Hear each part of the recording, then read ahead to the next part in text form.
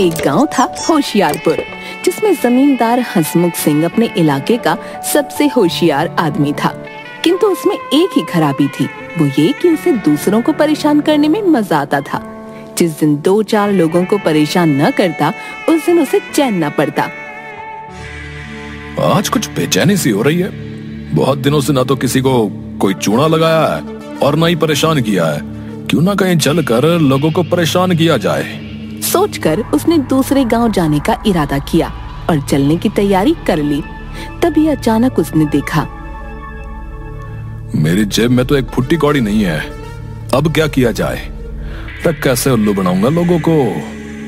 अरे सुनती हो? अरे घर में कोई चीज है जो मेरे काम आ सके? अब आपके इस ठगी के काम के लिए कोई पैसे तो मेरे पास है नहीं। सेर भर घी होगा, इसी को बेचकर अपना काम चलाओ। अरे हट पगली, सेर भर घी क्यों खराब किया जाए? हैं? पाव भर काफी है। एक काम करो, एक मटकी में गले तक मिट्टी भर लो, ऊपर से पाव भर घी थोप दो, फिर मटकी घी से भरी भरी दिखने लगेगी। अरे वाह मेरी कमला रानी, तू तो मेरे साथ रहकर खूब चतुर हो गई है। सही कहा, तुम जैसे कंजूस और ठग के साथ रहते रहते ऐसे ही कामों में दिमाग चलने लगा है मेरा। उसके बाद हंसमुख ने मिट्टी से भरी मटकी में ऊपर से थोड़ा देसी घी थेपकर मटकी हाथ में लेकर दूसरे गांव की ओर चल पड़ा। दूसरे गांव में गली, बाजार और मोहल्लों से होते हुए वो एक सुनार की दुकान पर जा पहुंचा।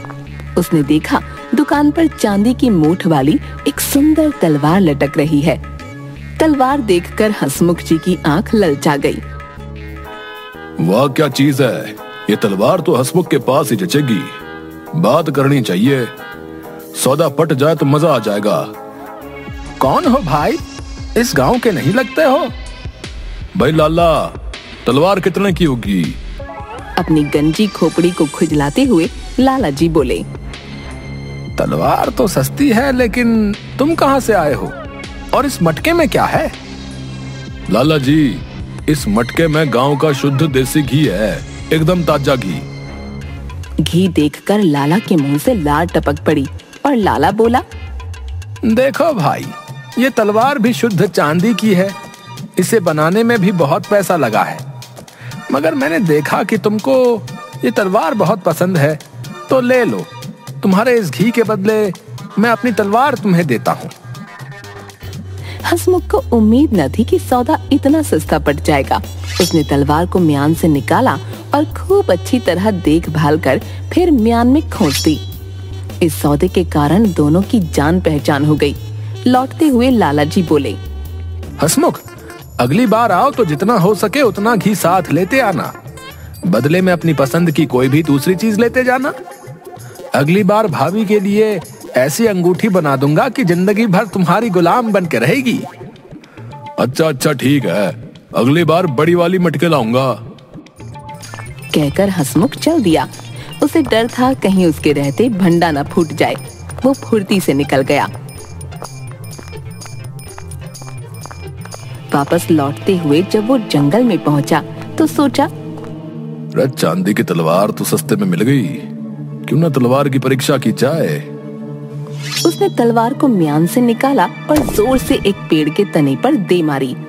पेड़ पर लगते ही तलवार मिट्टी बनकर जमीन पर बिखर गई। देखकर हंसमुख का मन खराब हो गया। वो बोला, अच्छा तो अच्छा वाला काटा है हंसमुख तेरा। वाह रे लाला, तू तो मेरा भी बाप निकला। उधर लाला जब घर पहुंचा, कहाँ हो भाग्यवान? आज बाजार में एक आदमी आया था, उसको बड़ा अच्छा उल्लू बनाया मैंने। क्यों, आप लोगों को ठगते हो? किसी दिन आपकी ये हरकत किसी को पता चल जाएगी तो आप उसी बाजार बिना कपड़ों के नजर आओगे। क्या कुछ भी बोलती हो? देखो मैं क्या लेकर आया हूँ, गांव का शुद्ध घी। मगर जैसे ही उसने मटकी खोली और एक पलटे से घी निकाला, उसमें थोड़ा सा घी और बाकी मिट्टी सामने दिखी। अरे ये क्या? मटकी में तो मिट्टी भरी पड़ी है। ये क्या? इसमें तो मिट्टी भरी है और वो तो आपको उल्लू बना गया। इमली ये देखकर खूब हंसने लगी। लाला तो मन ही मन उसकी अक्ल की दाद देने लगा। ये तो मुझसे भी ज्यादा अक्लमंद निकला।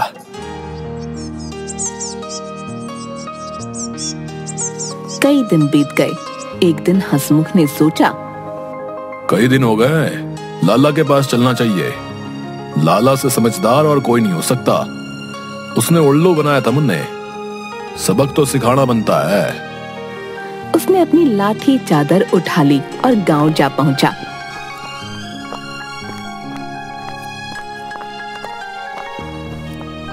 लाला जी अपनी दुकान पर जमे थे। हंसमुख को देखते ही उठकर स्वागत किया। अरे आओ आओ हंसमुख भाई, कहो हंसमुख जी, तलवार कैसी लगी आपको? लाला जी, चीज तो लाजवाब थी, बहुत उम्दा चीज रखते हो, लेकिन घी में भी खूब स्वाद आया होगा। लाला जी को हंसी आते आते रुक गई और बोले, गांव के शुद्ध घी में स्वाद ना आए तो लोग गांव से घी क्यों मंगवाएं हैं? लाला जी ने हंसमुख को प्रेम से अपने पास बिठा लिया, उठकर चिलम भर ली और बोले, हंसमुख जी, अब तो 2-4 दिन यहीं रहो। हंसमुख ने बात मान ली।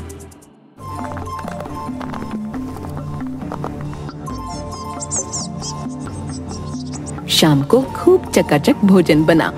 खाने के लिए दोनों अलग अलग आसनों पर बैठे। 2 थाल सामने आए। लाला जी ने सोने के थाल में खाना लगाकर हंसमुख के आगे रखा और स्वयं चांदी की थाल ले ली। लाला जी, आपने आज दिल खुश कर दिया। आप तो खाना भी सोने की थाली में देते हो। लाला ने मन में सोचा, क्यों, सोना देखकर तो तुम्हारे मुंह में पानी आ गया होगा। अरे अरे हंसमुख, मैं तो मेहमान नवाजी कर रहा हूँ। सोने की थाल देखते ही हंसमुख खाना पीना भूल गया। सोचने लगा, खाना तो अपनी जगह, किसी तरह ये सोने का थाल हाथ लग जाए। खाना खत्म हुआ तो आंगन में दोनों की खाटें बराबर बराबर लगा दी गईं। थोड़ी देर बाद लाला जी को नींद आ गई। जब वे खर्राटे भरने लगे, थाल निकाल कर उसे एक कीचड़ वाले तालाब में दबाता हूँ। हंसमुख उठा और चुपके से थाल लेकर तालाब के कीचड़ में दबा आया।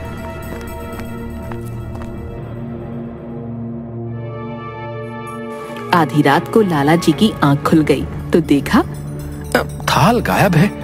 जालिम ने कमाल कर दिया, रातों रात काम बना लिया। हंसमुख के जूतों पर तालाब की कीचड़ लगी थी। उन्हें समझते देर न लगी। थाल तालाब के कीचड़ में दबाया गया है। हंसमुख जब नींद में पड़ा रहा, लाला जी कीचड़ में दबे थाल को निकाल लाए। सुबह आंख खुलने पर हंसमुख ने वापस लौटने की जल्दबाजी की और बोला, मुझे आज जल्दी ही चले जाना था, लेकिन आंख नहीं खुली। कोई बात नहीं, खाना खाकर चले जाना, इतनी भी क्या जल्दी है। कहकर लाला जी ने उसे रोक लिया। दिन में जब दोपहर के खाने पर हंसमुख ने सोने का थाल अपने आगे पाया तो उसकी आंखें खुली की खुली रह गईं। लाला तो बड़ा धनवान मालूम पड़ता है। लाला जी, आपके पास तो ऐसे कई थाल होंगे। ना ना, एक ही थाल है, वो भी बहुत पुराना हो चुका है। लाला का उत्तर सुनकर हंसमुख ताड़ गया। लाला भी कम उस्ताद नहीं है, वो रातों रात थाल तालाब से निकाल लाया है। उसके चेहरे पर थाल के निकल जाने का दुख था, लेकिन अपना दुख उसने जाहिर न होने दिया। अब वे एक दूसरे को अच्छी तरह जान गए थे। थोड़ी देर बाद लाला जी हंसमुख से बोले, हंसमुख, भलाई इसी में है कि हम आपस में मिलकर काम करें। कहीं परदेश चले जाएंगे तो कुछ कमा ही लेंगे। तुम्हारी और हमारी अक्ल भी एक जैसी है, इसलिए हम बड़े बड़े काम आसानी से कर सकते हैं। सोच विचार कर हंसमुख बोला, जी मंजूर है। हम लोग कहीं दूर देश चलें, जहाँ कोई हमें न जानता हो। बात पक्की हो गई और अगले ही दिन दोनों परदेश के लिए निकल पड़े।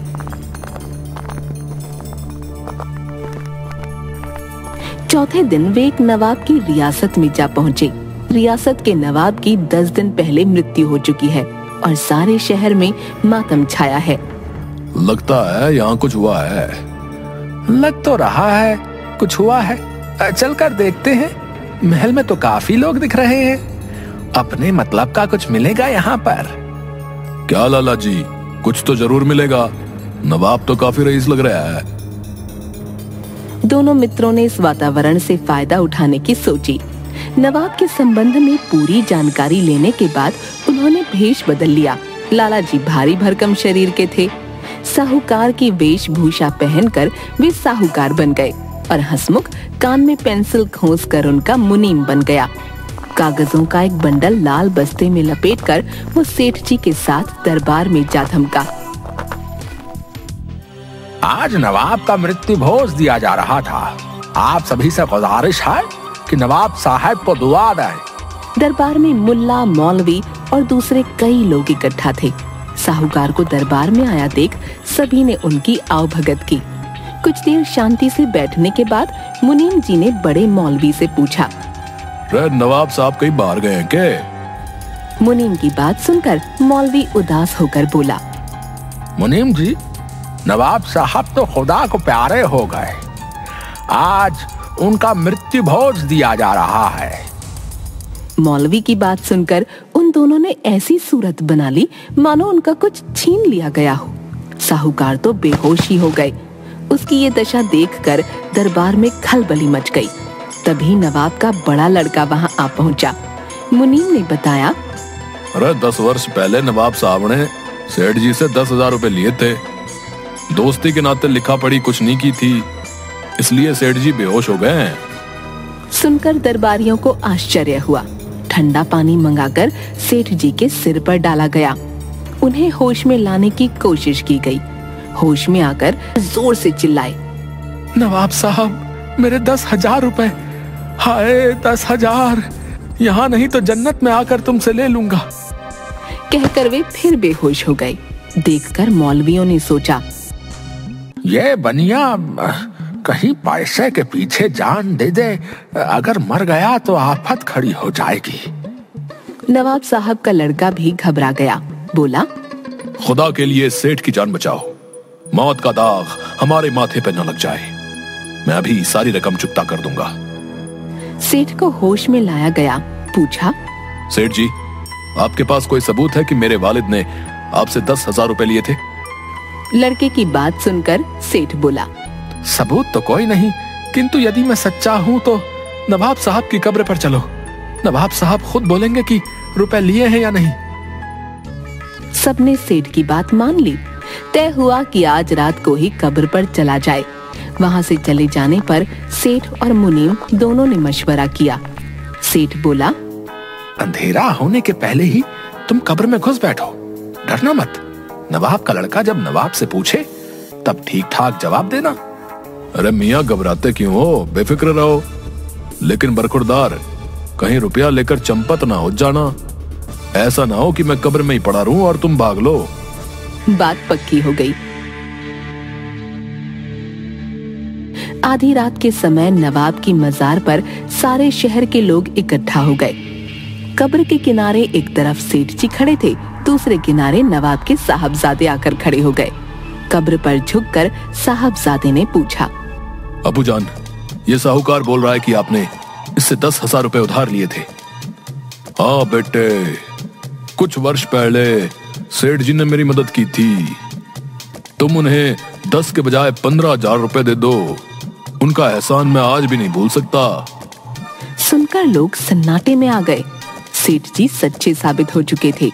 जल्द ही 15,000 की थैली सेठ जी को सौंप दी गई। 15,000 लेकर सेठ जी के कदम जमीन पर नहीं पड़ते थे। मन में स्वार्थ तो भरा ही था। अब कौन जाकर जमींदार को कब्र से निकाले हैं? किसी ने देख लिया तो सारी रकम जाएगी और ऊपर से जूते पड़ेंगे सो अलग। सब लोग चले जाएं तब निकलूंगा। आवाज तो किसी की नहीं आ रही है बाहर। थोड़ी दूर जाने के बाद लाला को लगा, अगर हंसमुख निकल आया तो मुझसे आधा हिस्सा मांगेगा। मुझे इसका कुछ करना पड़ेगा। वापस आकर लाला जी हंसमुख से पूछता है, और भाई हंसमुख, कैसे हो? अंदर सब ठीक है कि नहीं? लाला जी, बाहर बैठे क्या बात कर रहे हो? अंदर आ जाओ तुम भी, अपने आप पता चल जाएगा। जल्दी बाहर निकालो। लाला जी ने सोचा, ये पत्थर मैं कब्र पर रख देता हूँ, ना तो ये बाहर आएगा और ना हिस्सा जाएगा। हंसमुख किसी तरह स्वयं निकल आए तो ठीक है, ना निकला तो वहीं उसका राम नाम सत हो जाएगा। हंसमुख अंदर चिल्लाता हुआ बोला, अरे निकाल दे मुझे लाला, नहीं तो अच्छा नहीं होगा लाला। सेठ बगल में गठरी दबाए तेजी से अपने घर की ओर चल पड़ा। हंसमुख कब्र में लेटे लेटे अपने किए पर पछतावा कर रहा था और सोच रहा था कि मैंने अब तक कितने गलत काम किए, और अंत में अपनी पूरी ताकत लगाकर वो कब्र से बाहर आ निकला। लाला तू तो गया रे,